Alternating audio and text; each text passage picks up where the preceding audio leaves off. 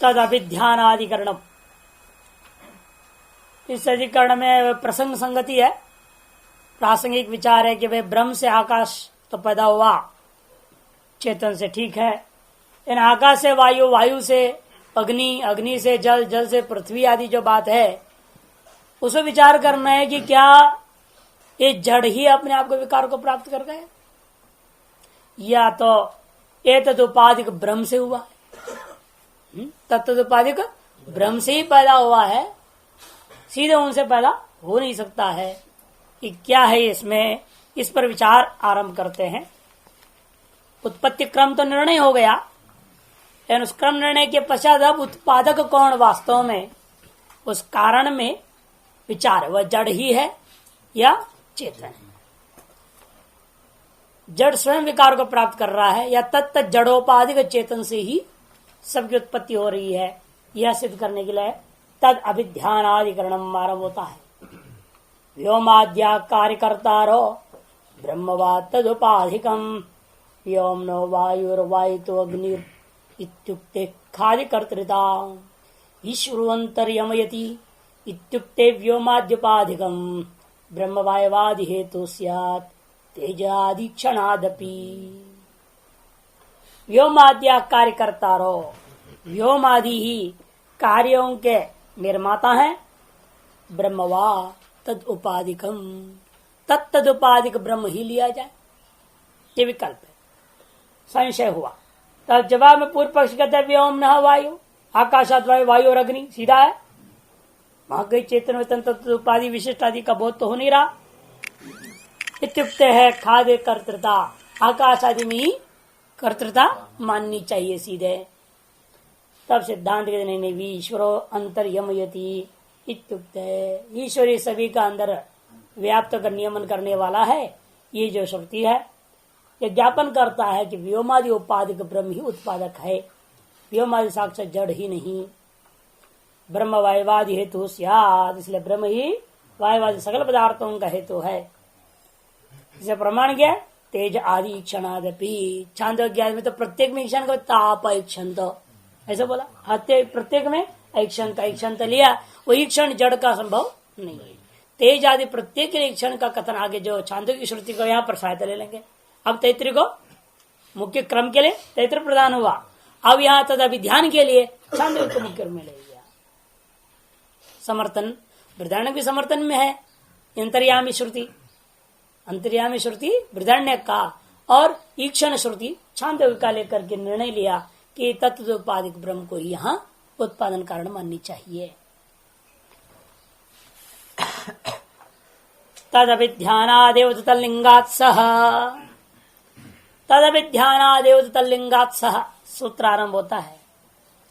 तू जो है पूर्व पक्ष के व्यावर्तन करने के लिए जड़ जन स्वयं ही विकार को प्राप्त हो जाएंगे, स्वयं बन जाएंगे, ऐसा जब कहेगा तो नहीं, किंतु ऐसा नहीं कहा जा सकता, क्योंकि सह माने स ईश्वर, वह ईश्वर ही तद अभिध्यानात् तत्व कार्य विषयक ईक्षणात्मक अभिध्यान करने से ईक्षित जो भूतों का अधिष्ठाता ईक्षण करता वो अलग ही है, वो चेतन का धर्म ईक्षण, पहले ही बात निर्णय हो चुका है।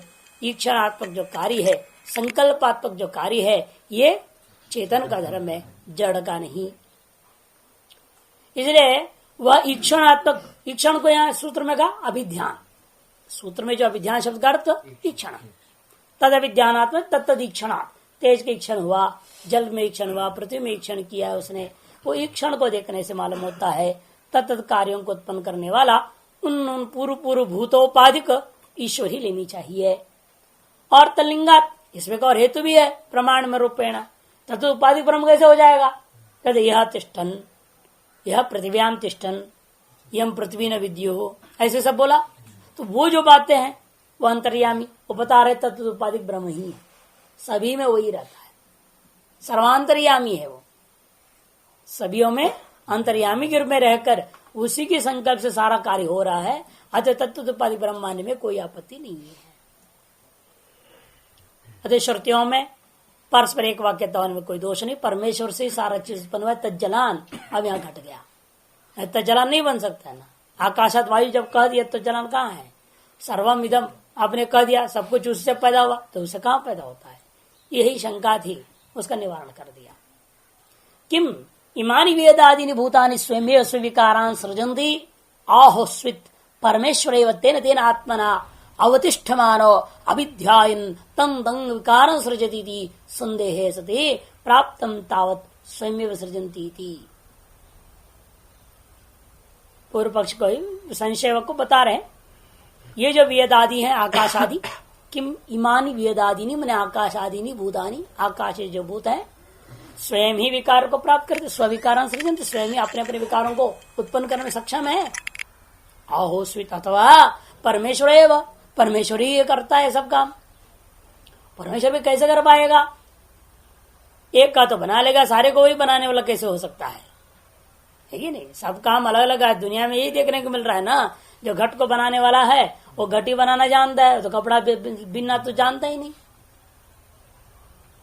तो सबका अलग अलग करता दिख रहे हैं, इसे अलग अलग होना चाहिए। पूर्व पक्ष जब कहेगा कि नहीं नहीं, तेन तेन आत्मनावतिष्ठमान तत्तदुपाधिक विशिष्ट होकर के अवस्थित ब्रह्म परमेश्वर ही अविध्यायन ईक्षण पूर्वक तम तम विकार सृजति, तम तम विकार वायुवादी विकारों को उत्पन्न करता है इति। इस तरह से संशय हुआ, इति संदेहे सती। किम प्राप्तम, क्या प्राप्त हुआ? पूर्व पक्ष कहेगा स्वयं सृजन्ति थी, स्वयं ही आकाश आदि सृष्टि करने में समर्थ है। कुतः आकाशात वायु वायु अग्नि स्पष्ट श्रुत है इत्यादि स्वातंत्र श्रवण। यह उपाधि वैशिष्टता का श्रवण नहीं है, स्वतंत्रता का बोध हो रहा है सुस्पष्ट। ननु अचेतनानां स्वतंत्राणां प्रवृत्ति प्रतिषिद्धा।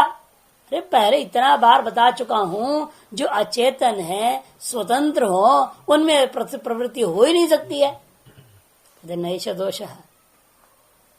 पूर्व पक्षी कहेगा ऐसा मत कहो, क्योंकि तुम्हारी श्रुति कह रही, हम क्या करें? तत्तेज इच्छत ताप इच्छन्त, आपकी श्रुतियां कह रही है तेज ने क्षण किया, जल ने क्षण किया, इसलिए स्वतंत्र प्रवृत्ति मानेंगे हम अचेतन में भी श्रुति के आधार पर।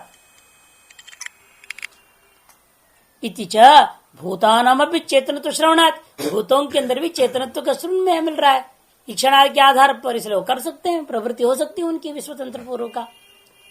इत्येवं प्राप्त्य विधीयते, यह मुख्य सिद्धांत। सएव परमेश्वर तेन तेन आत्मना अवतिष्ठमान अविध्यायन्तं विकारं सृजति। वह परमेश्वर ही तत्तदुपाधिक उनसे उपहित होकर के अवस्थित रहता है और अवस्थित होता हुआ विभिन्न प्रकार संकल्पों को करते हुए तत्त विकारों को उत्पन्न कर लेता है। यह आप निर्णय कैसे ले लिया? तत्उपाधिक और वही रह रहा है। कुतः तल्लिंगात्, उसमें ये तद्बोधक लिंग हेतु है हमारे पास। कहाँ है? तथा ही शास्त्रम, शास्त्र हेतु पहले आगम से।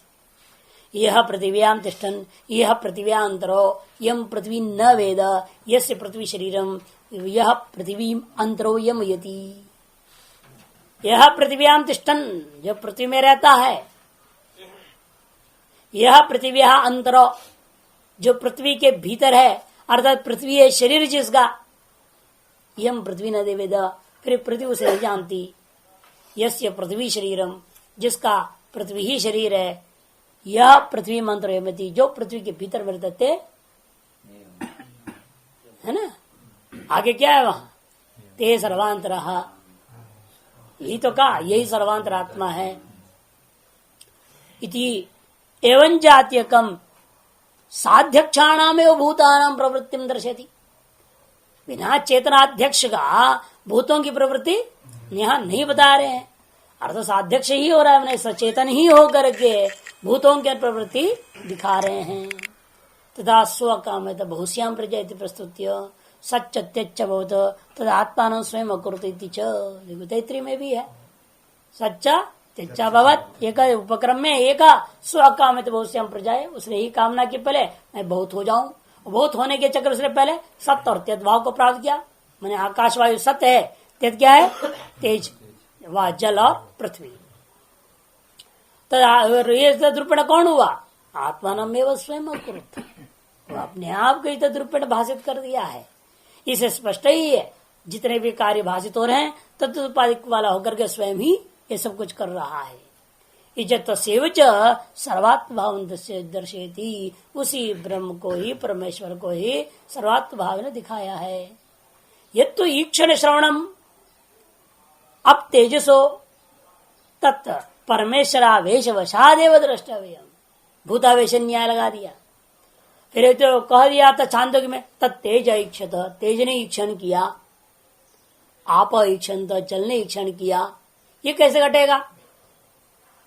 तब कहते वहां पर जो ईक्षण और का ईक्षण का श्रवण आपने देखे, ईक्षण श्रवणम कुत्र अब तेजसो, जल और तेज में जो आपने सुना है कहा छांदोग्य उपनिषद में, तत्व वह तो केवल परमेश्वर का आवेश की वजह से मानना चाहिए।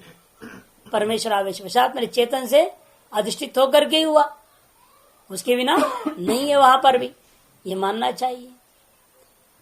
क्योंकि बृहदारण्यक में कहा नान्य तोस्ति दृष्टा, साफ अन्य जड़ादियों में दृष्टित्व को निषेध कर दिया, एकमात्र ब्रह्म में ही दृष्टि श्रुत मंत्र सकलोपाधि विशिष्ट हुई है, ये साबित किया वहां पर।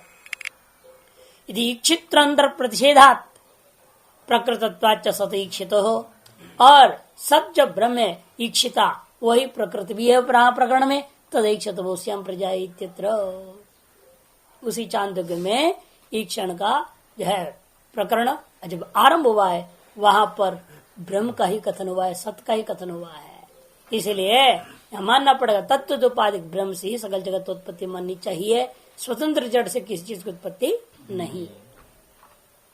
पुनः प्रसंग संगति से प्रासंगिक प्रलय का विचार करना पड़ेगा। उत्पत्ति क्रम निर्णय हुआ, अब लय क्रम का क्या है? जिस क्रम से उत्पन्न हुआ उसी क्रम से लय होगा कि विपरीत क्रम से लय होगा? कहेंगे विपरीत क्रम से ही लय माननी चाहिए। उसके लिए सूत्र आरंभ होता है, अधिकरण आरंभ हुआ विपर्ययाधिकरणम, प्रसंग संगति है, उत्पत्ति का प्रसंग है, अतएव आपको उसका प्रलय का भी प्रसंग आ ही गया। जब उत्पत्ति है तो लय का विचार करना ही पड़ेगा। इस प्रकार सब तत्पदार्थ का शोधन चल रहा है, तत्पदार्थ का शोधन के अंतिम अधिकरण है, 8वां अधिकरण ही अंतिम अधिकरण है। और इन इस अधिकरण के द्वारा नहीं, एक और अधिकरण आएगा तत्पदार्थ, नहीं एक और है, उसके बाद समाप्त होता है, बाद त्वम पदार्थ आरंभ होगा। एक और अधिकरण है, 9 अधिकरण है तत्पदार्थ के लिए। वास्तव में 8 ही मान लेना है, क्योंकि आपातदेश जो आया था वह तो केवल अति मूढ़ों के लिए केवल विशेषण लिया गया, नहीं तो कोई आवश्यकता नहीं थी उस अधिकरण और सूत्र का। उस दृष्टि तो तत्पदार्थ के लिए 8 और त्वम पदार्थ के लिए भी 8 अधिकरण होगा। और आपा को भी ले लेंगे तो अब अधिकरण तो 9 तत्पदार्थ के लिए अधिकरण हो गए, इस पाद में 8 अधिकरण त्वम पदार्थ के लिए। विपर्याधिकरण का अधिकरण सार देखिए, सृष्टि क्रमो लय ज्ञेयो विपरीत क्रमो अथवा प्रलिप्तं कल्प्याद्वरं तेन लये सृष्टि क्रमो भवेत्, हेतावसति कार्यस्य न सत्वं युजते यतः पृथ्व्यप्स्मिति चोक्तत्वात् विपरीत क्रमो लये। सृष्टि क्रमो लय ज्ञेयो विपरीत क्रमो अथवा, संशय को पर दिखा रहे हैं लय में क्या मानना चाहिए क्रम, सृष्टि क्रम से ही लय होता है मानना है, विपरीत क्रम अथवा अथवा विपरीत क्रम से लय होता है मानना चाहिए। पूर्व पक्षी कहता है क्लिप्तम कल्प्याद वरम स्यात्, जो क्लिप्त है अभी आपने इतनी शास्त्रार्थ करके सिद्ध कर दिए जो उत्पत्ति क्रम है वो सिद्ध हो गया। अब प्रसिद्ध जो उत्पत्ति क्रम है उसे छोड़ करके इसके विपरीत क्रम आदि की कल्पना कर रहे हो, उसकी अपेक्षा से जो प्रसिद्ध है उसको स्वीकार करना उचित है। अर्थात जिस क्रम से पैदा होता है उसी क्रम से लय भी होता है मानना चाहिए। ये पूर्व पक्षी का इष्ट है। कल्प्यात वरम, कल्प्य क्रम की अपेक्षा से प्रसिद्ध जो उत्पत्ति क्रम है उसी को माननी चाहिए। तेन लय सृष्टि क्रम भवेत्, इसलिए लय में सृष्टि का क्रम से लय भी लय क्रम भी माननी चाहिए। सिद्धांत के हेतु वसति कार्यस्य न सत्वं विजते यतः, ये पहले आकाश का लय हो जाए, ब्रह्म से आकाश पैदा हो, क्रम तो वहां है ना, तो फिर आकाश पहले लय हो जाएगा अपने कारण में, फिर बाकी का लय का प्रसंग कहाँ रह गया, बाकी कहाँ लय होंगे अब, क्योंकि कारण ही नहीं रह गया, सब कार्य अपने आप खत्म। आकाश लय तो सर्वलय हो जाएगा ना, फिर अन्य लय का प्रसंग कहाँ रह जाता है। इसलिए कहना उचित नहीं, क्योंकि असत्य हेतु तो कारण नहीं रह जाए, फिर कार्य का सत्व ही युक्त नहीं है, तो लय का चर्चा ही कहां से करोगे आप। इसलिए और दूसरा क्या कहा भी है, पृथ्वी अपसु मंत्र भी है, पृथ्वी जो है जल में लय होता है इत्यादि क्रम का कथन भी है। इति उक्तत्वात् विपरीत क्रमोलय, लय में उत्पत्ति क्रम का विपरीत क्रम से ही प्रलय माननी चाहिए, नहीं है आदि को भी मानना ही पड़ता है ऐसे। यथा आगे जिसलिए ऐसा है इसलिए ऐसे माननी पड़ेगी। अच्छा, विपर्येण तो क्रमोऽत उपपद्यते च, विपर्येण तो क्रमोऽत उपपद्यते च, अवग्रह चिन्ह देना यहाँ पर, क्रमोऽत, क्रम नहीं तो उत कर दोगे गड़बड़ हो जाएगा, क्रमोऽत वो कोई बात नहीं, यथा है तो तथा जरूरत है, अब तथा है तो यथा कहीं से लाना पड़ेगा ना, यथ दो नित्य संबंध, उसे क्या फर्क पड़ने वाला है, चाहे यथा है चाहे तथा है, कोई दिक्कत नहीं। यथा है तो पहले यथा लेनी पड़ेगी, यहाँ तथा तो है ही है, और जिसके यहाँ तथा नहीं है यथा है, फिर तथा को अध्ययन करना ही पड़ेगा, एक को अध्ययन तो करना है। इसलिए पाठ में यथा भी हो तथा भी हो, छंद तो बिगड़ नहीं रहा है, मुख्य वो हमें देखना है कि भाई पद अक्षर बदल जाए तो कहीं छंद न बिगड़ जाए, चाहे यथा बोलो चाहे तथा बोलो, फर्क तो पड़ने वाला है नहीं उसमें। तद अभिध्यानादेव तलिंगा छह के बाद इसलिए विपरीण तो क्रमोऽत उपपद्यते च, यहाँ देखो अतः है ना, यथा है ना तथा है, अतः है सूत्र में तो विपरीण तो मैंने किंतु पूर्व पक्षी का विपरीत में चलता हुआ अतः उत्पत्ति क्रम के, अतः माने उत्पत्ति क्रम से विपरीण तु क्रम, विपरीत ही क्रम माननी चाहिए, विपरीण क्रम माने विपरीत क्रम ही लय में मानना चाहिए। क्यों? उपपद्यते च, ऐसा मानने पर युक्ति से भी मामला बनता है। आप अभी यही तो मानोगे, पहले धुण का नाश होता है कि त्रसरणवादी नाश होते प्रलय काल में, तार्किकों से पूछा जाए उनको भी यही कहना पड़ेगा ना, जो मध्यम महाते वो टूटते टूटते त्रसरण तक आएगा, और त्रसरण टूटेगा तो धुणुक होगा, धुण टूट गया परमाणु में स्थित होना ही प्रलय। उनके ये तो नहीं कि पहले परमाणु से धुणुक पैदा होता, उसी क्रम से नाश करने पहले धुणुक नष्ट हो जाए, ऐसा उनके यहाँ भी नहीं है। इसलिए कहते उपपद्यते, युक्ति से भी यही बात सिद्ध होता है, कार्य का अपने कारण में लय होना ही उचित है। तो किंतु इत्यादि, आइए देखिए भाष्यकार क्या कह रहे हैं। भूतानाम उत्पत्ति क्रम चिंतिता, भूतों के उत्पत्ति क्रम का विचार पूरा हो गया।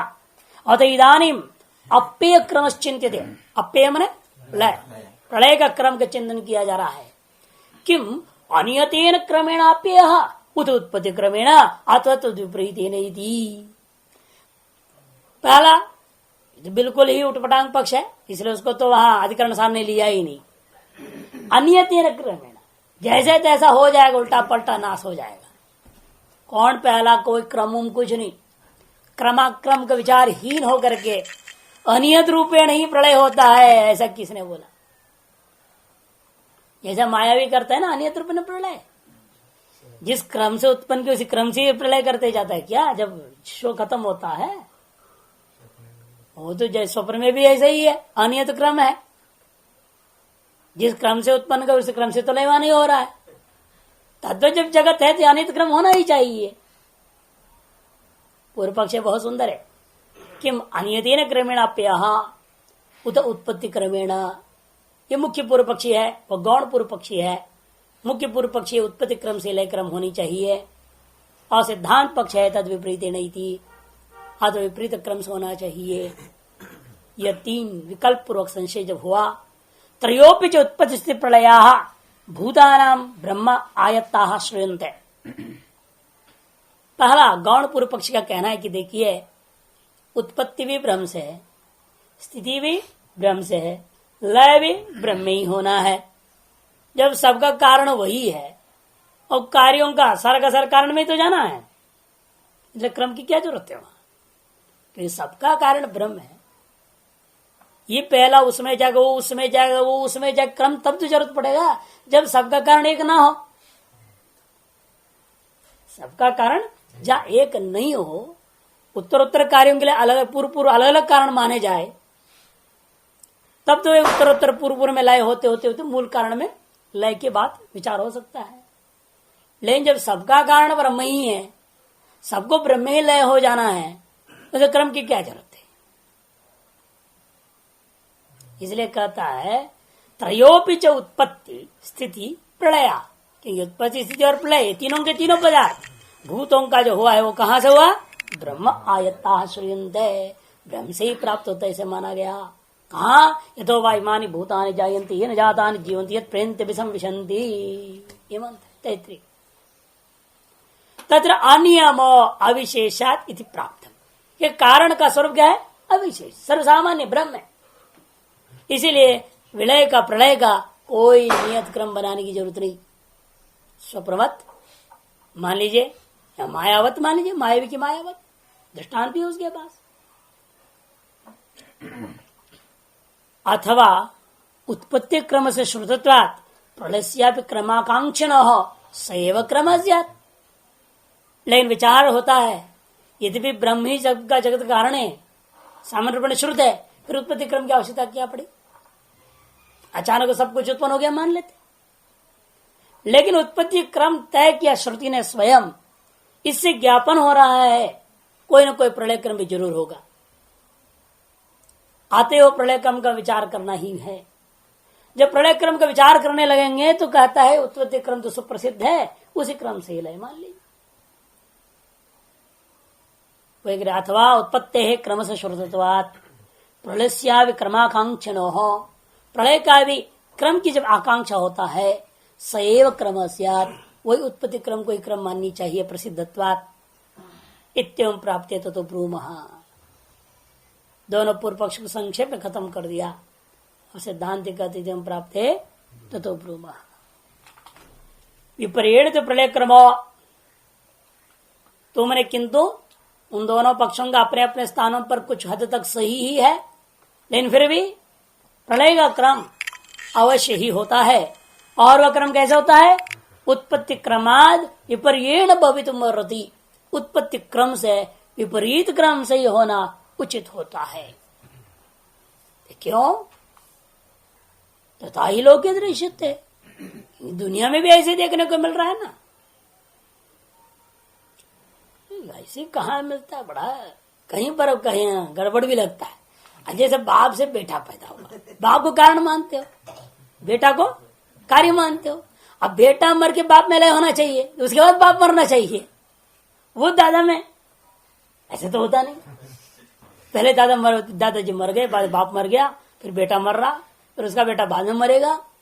उत्तर कार्य तो बना रह गया और कारण तो नाश होए जा रहे हैं। तो ये कैसा हुआ, तो लोक प्रसिद्धि तो नहीं बन पा रही ना। यहाँ इस दृष्टांत को लेंगे तो उनको कहना पड़ता है वहां भी है। इसको जीन्स बोलते हैं ना, जीन्स है, आज की भाषा में जीन्स मान लिया है। हमारे यहाँ में क्या बीज है ना, वो बीज की गोत्र से माना गोत्र, वो अभी भी है ना। कौन महान जो ऋषि चिरंजीवी है कश्यप आदि, वो तो आज भी है और कारण अभी भी विद्यमान है, तभी तो चल रहा है। वो कारण मुक्त हो जाए, विधेय मुक्त हो जाएंगे तो सारा प्रलय हो जाए, खत्म मामला, गोत्र नहीं रह गया, समाप्त। इसलिए लगता है मेरे को शास्त्रकारों ने कईयों को चिरंजीवी माने, सब ऋषि जो है चिरंजीवी है, परमानेंट रहेंगे। मूल कारण परमानेंट रहने से हम लोग पैदा हुए जा रहे हैं, निष्काम से हो जाते। गोत्र रूपा बीज ही नहीं रहता, पेड़ कहां से आता। इसलिए वो बीज चल रहा है, इसलिए बीज की महत्व दिया शास्त्रकारों ने, क्षेत्र को नहीं, खेती को महत्व नहीं, बीज का महत्व प्रदान। तो भी चल रहा है, इसलिए चलते रहेगा, आगे भी चलते ही रहेगा, ये तो चलते रहना है। आप नहीं चलाएंगे तो कोई और ही है, एक ही बीज है क्या? बीज तो अनंत है, अनंत बीज है, इसलिए कोई दिक्कत नहीं, चलते रहेगा मामला। इसे तथा ही लोके दृश्यते येन क्रमेण सोपानम आरूढ़ तत्व विपरीत क्रमेण अवरोधि। इसे दूसरे दृष्टांत लिया।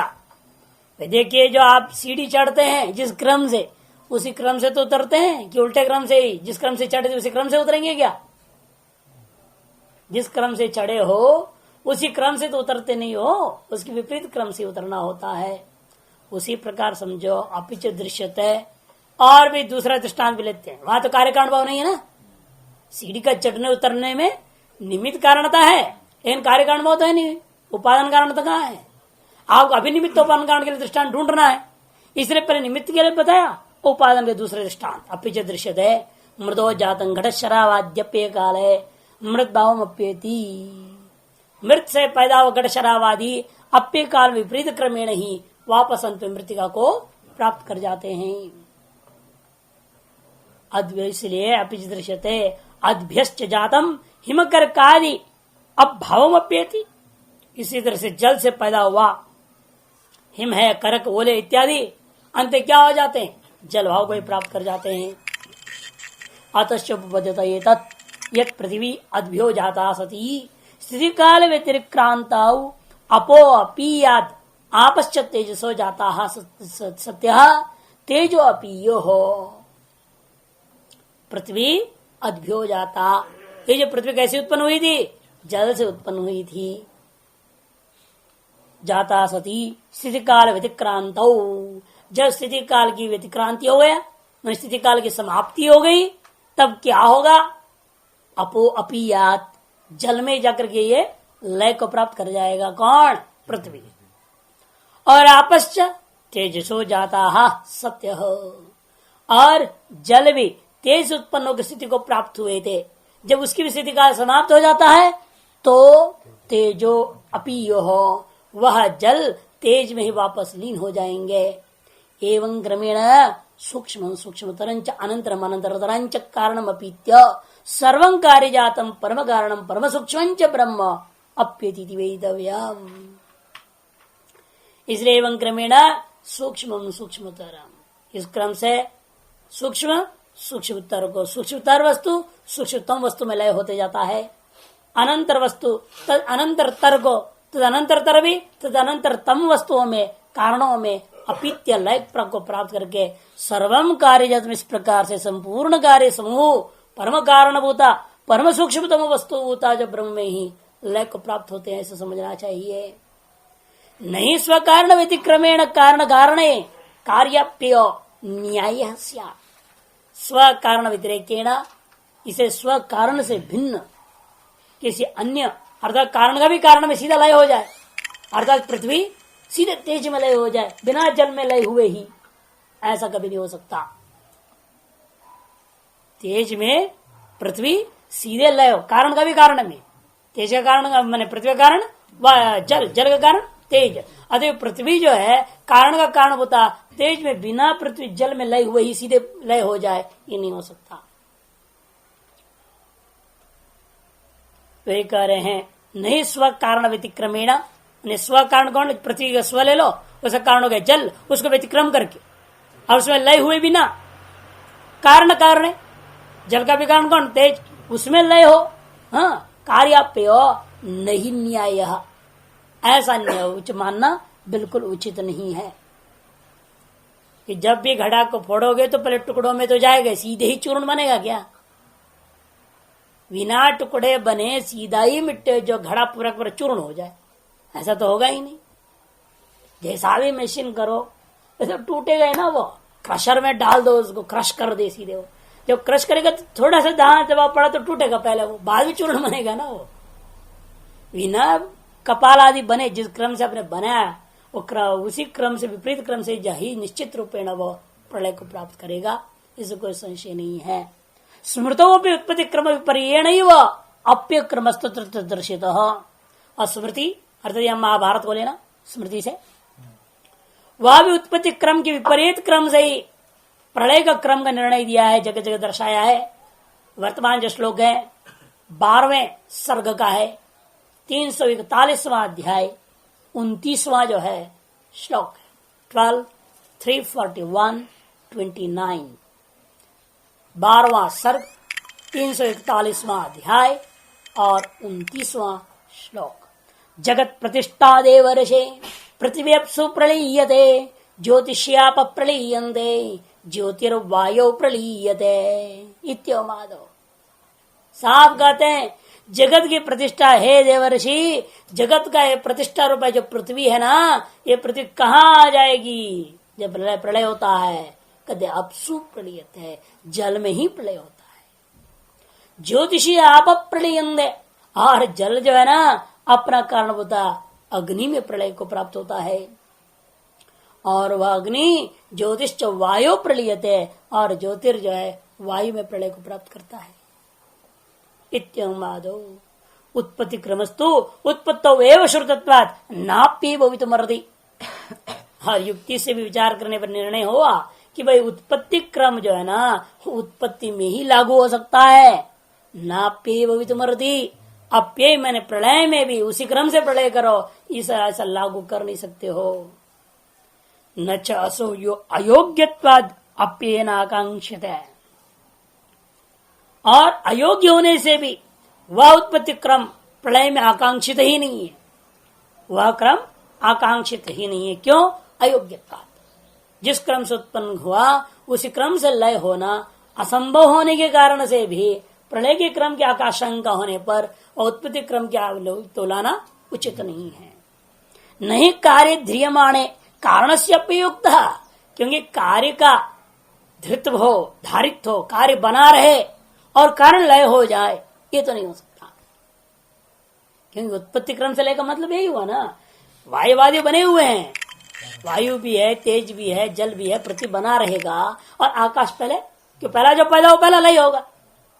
इस हिसाब से यदि लिया जाए जो पहला पैदा हो पहला मरेगा, तो कोई नियम नहीं है, अनियत क्रम है। यहाँ बाद में पैदा हो पहले मर जाता है, लेकिन वो भी मान के चले उसकी बात, तब भी पहला पैदा जो आकाश और पहला ही गया, ये मान के चला जाए तो समस्या खड़ी हुई। फिर ये कहाँ रहेंगे कारण के बिना? कारण कार्य धारित हो, धृत हो, ध्रियमाणे, कार्य ध्रियमाणे, कारण से अपयो नहीं युक्त। कार्य विद्यमान है, आपको कपड़ा बना हुआ है, लेकिन सारे धागे जल गए, राख हो गए, और फिर भी कपड़ा है, ऐसे कैसे होगा? धागे जल जाए, कपड़ा रह जाए, ये तो हो नहीं सकता। इसीलिए मानना ही पड़ेगा आपको कारणाप्यय कार्य से अवस्थान अनुपत्ति है कि कारण का लय होने के पश्चात कार्य की अवस्थिति बिल्कुल नहीं हो सकता। कार्याप्य तो कारण से अवस्थान युक्तम, और कार्य का लय हो जाए तो कारण विद्यमान है कहना तो उचित है।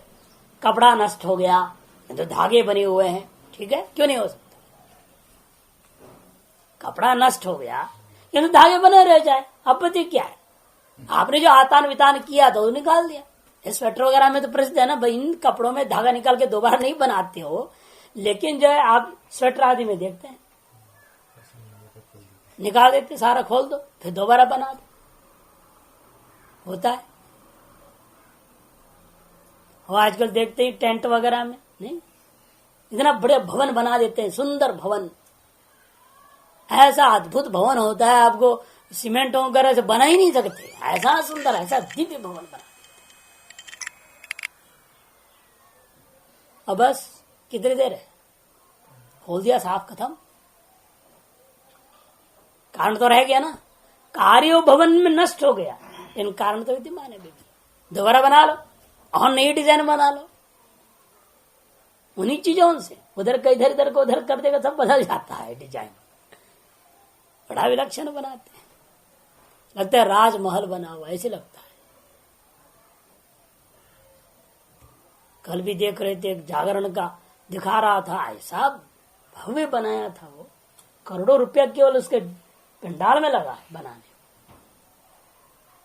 और कलाकार एक एक अलग अलग कलाकार, एक एक गाने के लिए एक एक कलाकार, और नामी दुनिया के।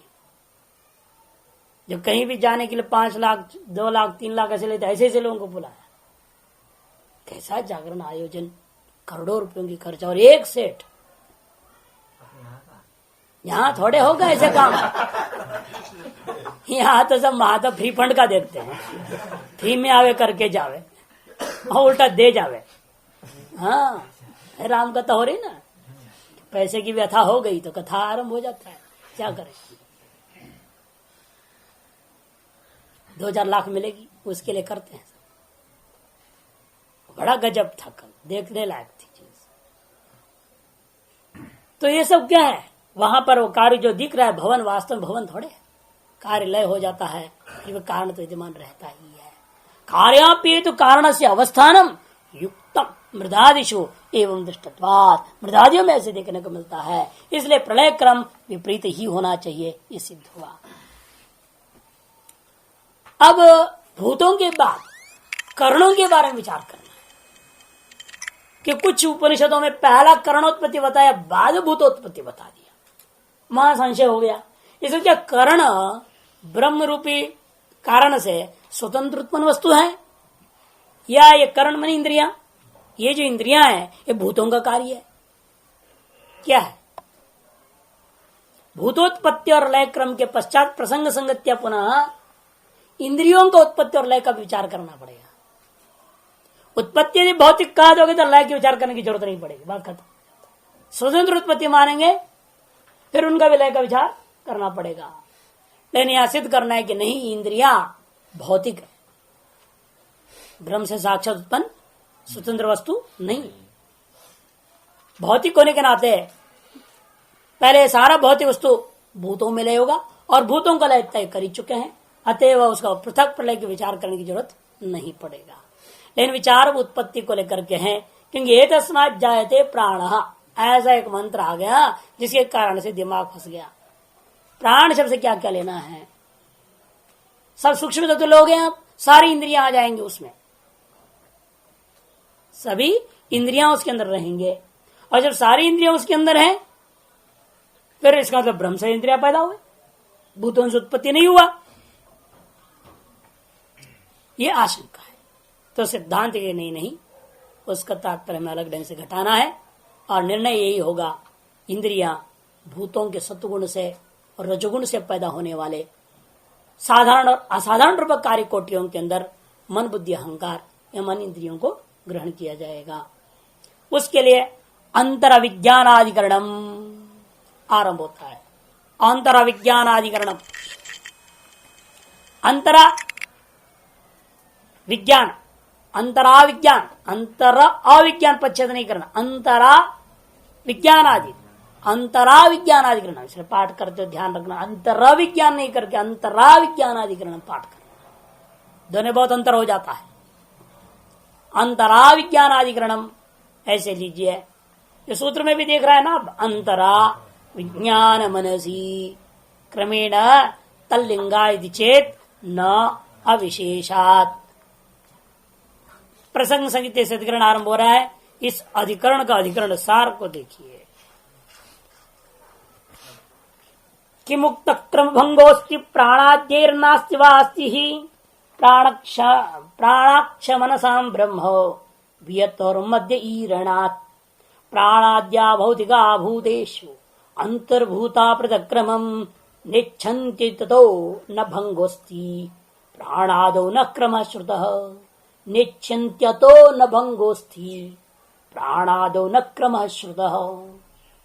किम उक्त क्रम भंगोस्ति, आपने जो भूतों के उत्पत्ति का क्रम निर्णय लिया, लगता है वो क्रम थोड़ा भंग हो गया। क्यों?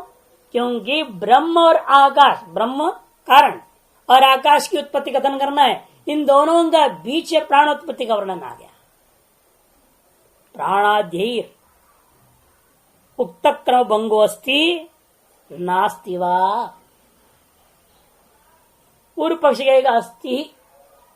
आपने जो उत्पत्ति क्रम बताया प्राणादि उत्पत्ति कथन के द्वारा आपके प्रति जो आत्मना आकाश संभूत जो क्रम था वह बाधित हो जाता है। प्राणाक्ष मनसाम ब्रह्म वियतोर मध्य ईरणात्, प्राण, इंद्रियां और मन, इन तीन चीजों को ब्रह्म और आकाश की उत्पत्ति का बीच में पड़ा हुआ है। इसलिए आपको क्या करना चाहिए, इनको वहां जोड़ लेना चाहिए, तैतरीय में बीच में। पूर्वक ही गएगा। जैसे ब्रह्म और सीधा तेज आया कहा, चांदोगे में, है ना, सीधे ब्रह्म से तेज उत्पत्ति आया। तब आपने कहा नहीं नहीं वो तैतरीय क्या अगर दो पीछे घुसा देना, आकाशम वायुम च सृष्टवा, ऐसे आपने कहा, वैसे हम भी कहेंगे। क्योंकि ऐसा प्रश्नोपनिषद में है जहां पहले प्राण, फिर इंद्रियां, फिर मन का बात आया, उसके बाद आकाश, इसलिए आकाश के बाद फिर वायुवादी ले लीजिएगा। अतः इस प्रश्नोपनिषद के आधार पर आपको तैत्र में जोड़ लेना चाहिए। प्राणम च सृष्टवा, इंद्रियं च सृष्टवा, तदनंतरम मनश्च सृष्टवा आकाशम, ऐसा बोलो। तब कहता है नहीं नहीं, प्राणाद्या भौतिका भूतेष्वंतर्भूता, प्राणादि क्या है, भौतिक है, इसलिए भूतों में ही इनका अंतर्भाव हो जाता है। अंतर्भूता पृथक क्रम नेच्छन्ति, इसलिए पृथक क्रम की इच्छा नहीं है। अतो न भंगोस्ति, इसलिए जो उत्पत्ति क्रम में कोई भंग बाध नहीं होता। प्राणादो न क्रम श्रुता, इसलिए प्राणादि की उत्पत्ति में कोई क्रम का वाचक भी नहीं है। ये तब होता ना, अब ये तस्मात् प्राण, प्राणात् अक्षः, अक्षात् मनः, मनसः आकाशम, ऐसा है क्या? पंचमी श्रुत है। यदि पंचमी श्रुत होता उपादान पूर्वक क्रम बोधक होकर के वो हमें मजबूर कर देता मानने को, लेकिन यहाँ ऐसा नहीं है। सब नाम के किनारे ये सब, ये तस्मात् जायते, सीधे सीधे बोल दिया। अतएव जो है क्रमवाचक कोई शब्द नहीं है और उत्पत्तिवाचक पंचमी आदि भी श्रुत नहीं है। इसी कारण से यहाँ पर तो क्रम की विवक्षा ही नहीं है।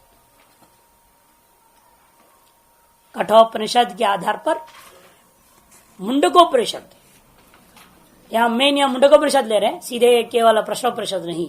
मुंडकोपनिषद यहाँ का मुख्य विषय वाक्य है। आगे चांदोग्य आदि भी देंगे, समर्थन में केवल दे रहे हैं उस चीज को, लेकिन मुंडकोपनिषद यहाँ मुख्य विषय वाक्य। एतस्मात् जायते प्राणो मनः सर्वेन्द्रियाणि च खम वायुर्ज्योतिराप पृथ्वी विश्वस्य धारिणी। यहां देखा आगे खम भी है, वायु भी है, अग्नि भी है, जल भी है, पृथ्वी, वो सब क्रम तो ठीक है। उसे लगता है कि ये भी बीच में होना ही चाहिए। इति देखिए सूत्र, अंतरा विज्ञान मनसी क्रमेण तल्लिंगायति चेतना अविशेषात्। अंतरा आत्मा और भूतों के बीच में, मध्य में, अंतरा शब्द का अर्थ मध्य, बीच। बीच में क्या होगा? विज्ञान मनसी, विज्ञान और मन को भी लेना। यह विज्ञान विज्ञान, बुद्धि, इंद्रिय और मन, मनसी, मन शब्द तो ही है वहां, इसलिए मन को ले लेना। बुद्धि, इंद्रियां और मन को ले लो।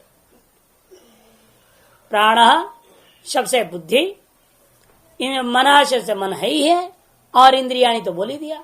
प्राणो मन सर्वेन्द्रियाणि च, प्राण से लेंगे हम बुद्धि, मन से लेंगे मन, इंद्रियों से इंद्रियां, इनको भी बीच में मानना चाहिए। इससे आत्मा से बुद्धि, इंद्रिय और मन के उत्पन्न कथन कर रहे हैं, इसलिए क्रमेण, इस क्रम से सृष्टि का क्रम का निर्णय होना चाहिए। इस क्रम के द्वारा आपके द्वारा पूर्व में जो निश्चित कर दे उत्पत्ति क्रम का बाद हो जाता है। यदि चेतनो, ऐसे नहीं कहना, क्यों? अविशेषात कर दिया, अविशेषात। या तल्लिंगात्मा ने लिंग वही है, मंत्र को दे रहा। ये तस्मात् जायते प्राणो मनः सर्वेन्द्रियाणि, ये जो मंत्र ही लिंग है। यदि चेतना अविशेषात, अविशेषात माने वहां पर उत्पत्ति क्रम का निर्णायक पंचमी त्वा ऐसा कोई भी यह प्रत्यय विशिष्ट पद नहीं है वहां पर। पंचम्यंत हो तो भी मान लेते हम, और या तो त्वादि होता, त्वा को लप करके बताते, कुछ तो इस तरह का होता, क्रमवाचकत्व का निर्णय कर सके। और इनका परस्पर प्राण मन इंद्रियों का भी परस्पर में उपादान कारणता भी है। पंचमी के बिना प्रकृति विकृति निर्णय नहीं होगा। पंचमी होना जरूरी था और कर्मवाचक होना जरूरी था। ये दोनों प्रकार का यहाँ पर प्रत्यांत शब्द का न होने के कारण से यहाँ क्रम विवक्षित ही नहीं, उत्पत्ति क्रम विवक्षित नहीं है। सर्वसामान्य रूप में सर्वोत्पत्ति की कथन मात्र यहाँ पर है, विशिष्ट क्रम आदि उत्पत्ति का विवक्षा नहीं है। भूतानाम उत्पत्ति प्रलय अनुलोम प्रतिलोम क्रमाभ्याम भवतः इत्युक्तम। भवतः आपके द्वारा ये बात कह दिया गया, भूतों को उत्पत्ति और भूतों का प्रलय अनुलोम और प्रतिलोम क्रम से हुआ करता है। क्रमाभ्याम भवतः क्रम से होते हैं। भवतः द्विवचन है, प्रथम पुरुष। आत्मादि उत्पत्ति ही प्रलयश्च आत्मांत इति अपि उक्तम। और उत्पत्ति का क्रम क्या है? आत्मा है आदि जिसका, आत्मा से शुरू करेंगे ना, आत्मा से आकाश, आकाश से वायु, ऐसे। और प्रलय में भी आत्मांत, आत्मा में आके समापन है। आत्मादि उत्पत्ति आत्मा प्रलयश्च आत्मांत इत्यपि उक्तम। यह भी आपने निर्णय दे दिया है। सेंद्रिय से तो किंतु पूर्व पक्षी कहता है महाराज किंतु सेंद्रिय से मनुष्य बुद्धिश्च सद्भाव प्रसिद्ध श्रुति स्मृत्यो। इंद्रियों के सहित मन और बुद्धि की भी तो सद्भाव है, क्योंकि वहां तो आपके कठोपनिषद में मिलेगा सांख्याधिपति से उत्पत्ति क्रम। देखने में ऐसा लग रहा है प्रकृति से बुद्धि तत्व, बुद्धि से मनस्तत्व, मनस्तत्व से इंद्रियां, ये क्रम बता रहा है। वह क्रम कठोपनिषद में भी है। बुद्धिं च सारथिं विद्धि मन प्रग्रह में वच इंद्रियाणि हयाना हो इत्यादि लिंगेभ्य, इत्यादि लिंगों से सुस्पष्ट है। गीता में भी इंद्रियाणि पराण्याहु है ना, इंद्रियेभ्य परम मनः इत्यादि कहा है वहां पर भी। इत्यादि लिंगेभ्य तयोरपि कस्मिंश्चित् अंतराले क्रमेण उत्पत्ति प्रलय उपसंग्राह्यो। इन दोनों को भी किसी न किसी का बीच घुसाना पड़ेगा। जो उत्पत्ति क्रम आपने निर्णय दिया है, आत्मा से सब उत्पन्न हुए करके क्रमशः, उसी क्रम में कहीं न कहीं बीच में इनको घुसाना पड़ेगा। कस्मिंश्चित् अंतराले क्रमेण उत्पत्ति प्रलय उपसंग्राह्यो। क्रमशः उत्पत्ति और प्रलय के बारे में उपसंग्रह करनी चाहिए। सर्वस्तु जात से ब्रह्मजत्व कुमार के सारे के सारे जब ब्रह्म से उत्पन्न हुए हैं, उत्पत्ति सबके सबका ब्रह्म से होने के बावजूद भी क्रम को जब निर्णय ले लिया गया है, क्रमशः उत्पत्ति का निर्णय दिया है, तो उसके अनुसार जो है इनका भी उत्पत्ति के लिए कहीं न कहीं क्रम के अंतर्गत प्रवेश करानी चाहिए। अपिचाथर्वण उत्पत्ति प्रकरणे भूतानाम आत्मनश्च अंतराले करणानि अनुक्रम्यन्ते। ये निर्णय अब क्या होगा, कहाँ डाला जाए? हाँ, उसके लिए घबराने की जरूरत है, कहाँ डालो ये सोचने की कोई आवश्यकता भी नहीं है। क्यों आवश्यकता नहीं? मुंडकोपनिषद साफ बोल रहा है, ब्रह्म और आकाश दोनों का बीच उत्पत्ति स्वयं उसने निर्णय दे दिया, और वहां भी क्रम भी दे दिया है, उसी क्रम से मान लो। आथर्वणे उत्पत्ति प्रकरणे भूतानाम आत्मनश्च अंतराले। उत्पत्ति प्रकरण में मुंडकोपनिषद में बात साफ साफ कह दिया, आत्मा और भूतों के बीच में करणानि अनुक्रम्यन्ते, करणों को जो है अनुक्रम किया है, उत्पत्ति का कथन किया हुआ है।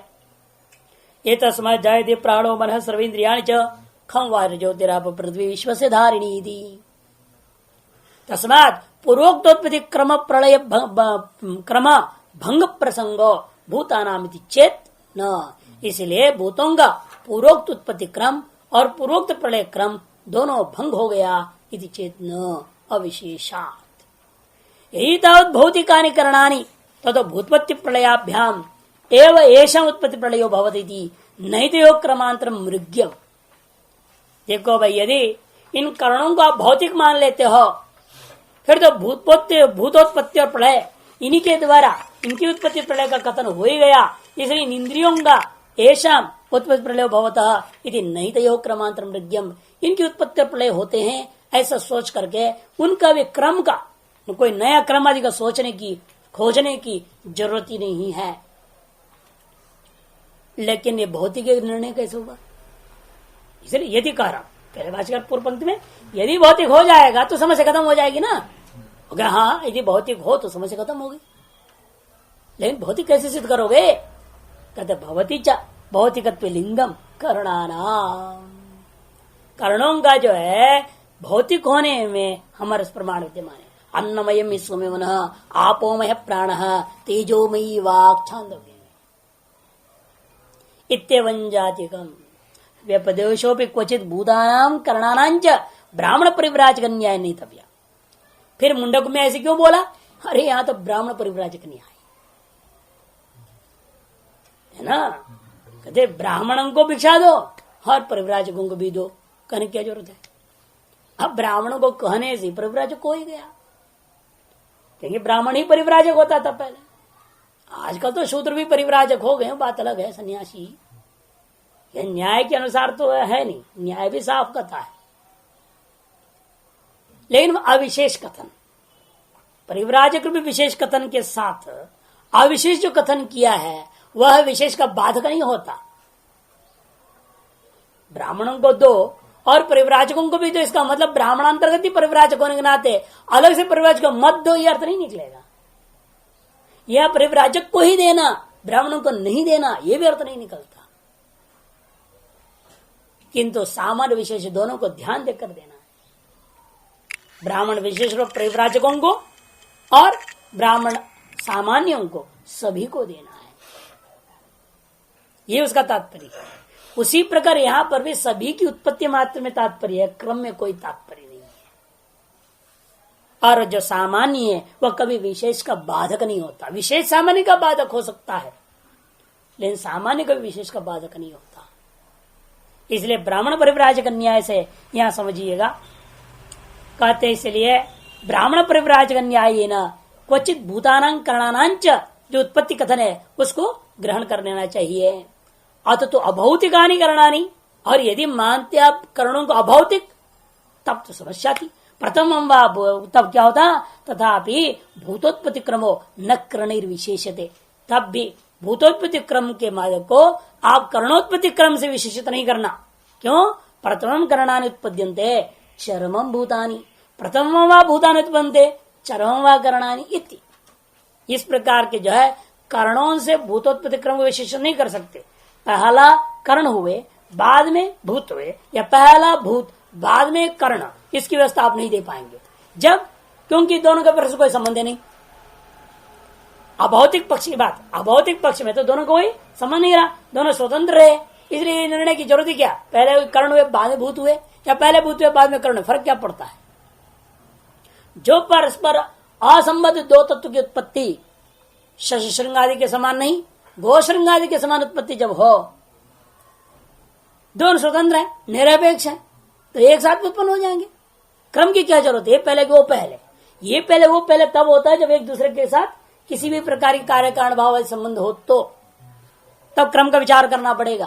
असंबद्ध यदि अभौतिक यदि है तो क्रम की विवक्षा तब भी नहीं रह गया। अतः दोनों पक्ष खत्म। भौतिक मानो तो क्रम की जरूरत नहीं, अभौतिक मानो तो भी क्रम से कोई लेन देन नहीं। आतर्वणे तो समामनाय क्रम मात्र कर्णानां भूतानांच, आतर्वण में केवल पाठक्रम मात्र ही है, वहां उत्पत्ति क्रम नहीं कर्णों की भूतों की, न तत्र उत्पत्ति क्रमो विच्यते। तथा अन्यत्रापि पृथगेव भूत क्रमात् कर्ण क्रम आपनायते, इसी प्रकार से अन्यत्र भी भूत क्रम के बाद कर्ण क्रम का विपाठ है। प्रजापतिर्वा हृदय इदम अग्र आसीत स आत्मानम ऐक्षत स मनोसृजत तन मन एव आसीत तद आत्मानम ऐक्षत तद वाचम असृजत। इस प्रकार से पहले शरीर आया भौतिक, उसके बाद इंद्रियां, ऐसे करके सारा लिया है। तस्मात् नास्ति भूतपति क्रम से बंगई थी।